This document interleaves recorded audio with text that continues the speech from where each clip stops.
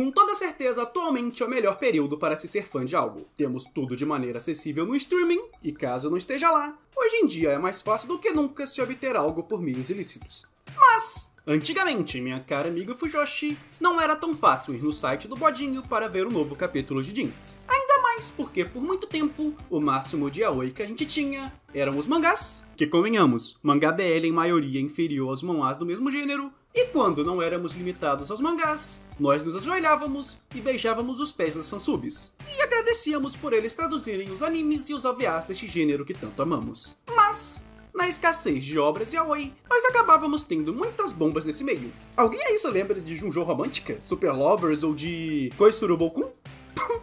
Não fui só eu que vi essas bombas, né? Eu tenho certeza. Mas, dentre essas obras extremamente duvidosas, tem aquelas que se destacaram por serem tão ruins e bizarras que nos marcaram para sempre. E é exatamente isso que eu irei cobrir no vídeo de hoje, pois eu irei falar da grande bomba que é Papa Tokis in the Dark. Mas, antes de iniciarmos, eu gostaria de pedir que você deixasse o seu like, se inscrevesse no canal e cogitasse virar um membro para ajudar com o trampo aqui dos vídeos. Além de receber prévias dos vídeos antes do seu lançamento, além do acesso antecipado aos mesmos, assim como o Caneco X, que se tornou o primeiro membro aqui do canal. Muito obrigado, seu fofo. E tendo dito isso, bora pro vídeo! Bem, antes de tudo eu quero dizer que eu tive que ir em diversas fontes para poder achar esse anime, e que em nenhuma delas eu consegui achar ele com uma qualidade de imagem muito boa, sendo a com maior resolução, essa que não tá nem em 480p. E antes que vocês fujoshis Nutellas reclamem, eu quero que vocês saibam que antigamente era assim pra pior que as coisas funcionavam. Na verdade, eu acho que era bem pior. Tipo, o Kaneganai, por exemplo, eu acho que eu assisti em 240p e legendado em espanhol no YouTube da época. Tempos sombrios. Tempos sombrios.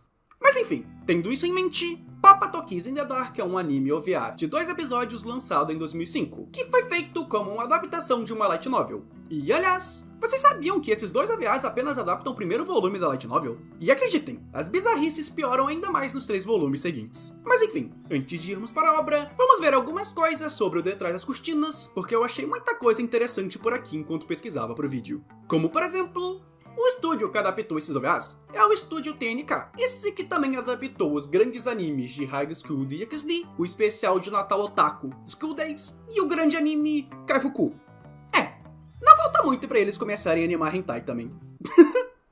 Mas também saibam que Papa Tokis in the Dark não fica muito longe dessas bombas já aqui citadas. E de mais interessante sobre a obra, eu acho que é só isso. Mas antes, já deixou seu like? Já hypou o vídeo? Já deu sua opinião sobre o que você acha dessa grande bosta que é Papa Tokis in the Dark? Se sim, então bora lá! Bem, nesse anime nós acompanhamos Mira, esse que tem como dublador um cara chamado Hikaru, não o que morreu num verão, mas sim aquele que foi o dublador do Garou e o do Kaoru de SK8. E que loucuras você tava fazendo em 2005, né meu filho? Mas enfim, sem muitos rodeios, de início nós vemos que o Hikaru mora só com seu pai, esse que é um ator extremamente famoso tanto no Japão quanto em Hollywood, e que, bem, já falando do elefante branco na sala, o Hikaru mantém um relacionamento incestuoso com o próprio pai. Nojento pra caralho, ainda mais porque o Hikaru, que não morreu no verão, tem apenas 15 anos. Mas se serve de quebra pra esse clima tenso, o pai dele é dublado pelo mesmo cara que faz o James de Pokémon, o pai do Tanjiro e o Nighteye de Boku no Hero. E aí? Eu acho. E por conta disso eu vou chamar ele de James pelo resto do vídeo. Mas enfim, esse aqui é o principal motivo de que a galera diz que esse anime é uma bomba podre de ruim. Mas saibam que na novel é ainda pior, pois em cada volume o protagonista tem um par romântico diferente e todos eles são incestuosos, indo desde um meio-irmão a até mesmo um primo de um tio. Bizarro pra caralho, mas dando sequência, ou iniciando, sei lá. Nesse primeiro episódio, basicamente, ele se inicia com o Prota indo ter o seu primeiro dia de aula e acordando seu pai pra levar ele até lá. Mas como o cara já acorda todo fogoso, ele frita um bife com o próprio filho, e que nojo falar isso? Enfim. E por causa disso, ele acaba se atrasando e acaba chegando na escola com os portões já fechados. Mas com ele rodeando a mesma tentando entrar, ele consegue ir pela porta dos fundos, onde que ele acaba se encontrando com esse cara. Coisa que só por curiosidade, ele foi dublado pelo mesmo cara que fez o Dio de Jojo e o Zeke de Attack on Titan. E pelo visto todo mundo começa de algum lugar, né? Enfim, Aqui o Prota dá uns migué fingindo ser fofinho e acaba conseguindo fingir não estar atrasado e consegue entrar na escola. Onde que ele se encontra com um amigo de infância, que dando uma prensa nele, acaba fazendo o Prota corar ao se lembrar da enrabada que ele tomou mais cedo.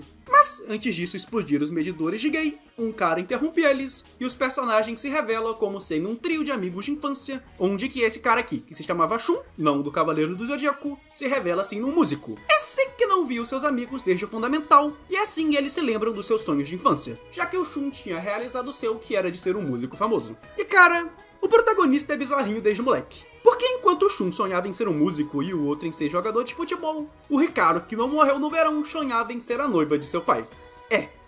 Sinistro pra caralho. E, por favor, recompense o meu sofrimento vendo essa bomba com seu like ou hypar. Na moralzinha, não custa nada, porra. Mas bem, de volta à trama, pelo menos é mostrado que o relacionamento do protagonista com seu pai também era tratado com estranheza pelos personagens. Tanto que o próprio Ricardo acha aquilo bizarro pra caralho e morria de vergonha e medo de alguém descobrir aquilo. Mas bem, com as coisas indo, os pais dos alunos chegam, já que era o primeiro dia de aula, e aqui rolam uns papos suspeitos sobre o James. Como, por exemplo, o fato dele só ter 29 anos, coisa que o protagonista achava ser uma mentira, por conta dele mesmo ter 15. Ou seja, o pai dele tinha quantos anos quando ele nasceu? 14? E eu espero que a mãe dele não seja a sua avó ou, sei lá, a sua tia, ou alguma coisa do gênero. A gente não tá no Alabama não, gente. Mas enfim, depois de mais cenas que não seriam crimes no Alabama, e de uma cena bizarra deles fazendo isso com o James falando no telefone, o pai dele acaba saindo no meio da noite, e o protagonista parece bem enciumado com aquilo. Mas no dia seguinte, com ele indo pra escola ainda pensando naquilo, quem também parece estar enciumado é o seu amigo Kazuki, que fica todo enciumado pela aproximação do protagonista com o Jill. E meu Deus, eu sinto que em algum momento isso aqui vai acabar virando um harém. Ai, papai.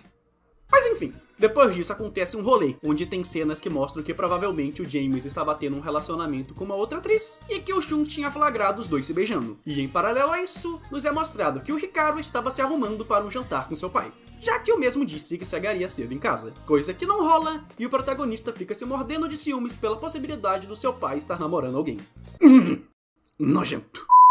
E depois de uma DR, com o pai dele chegando tarde e muita bendição de picolé ocorrendo, nós vemos que ele e o seu amigo tinham ido resolver um BO envolvendo selos que eu não entendi direito. E aparentemente no Japão as pessoas não assinam a punhal, mas sim com selos próprios que a prefeitura vendem, ou algo do gênero. Enfim, no meio desse rolê todo, eles acabam tendo uma conversa em que eles citam a possibilidade do Ricardo não ser filho do James, e aqui pelo menos citam todos os problemas na visão da sociedade japonesa que tem nesse relacionamento.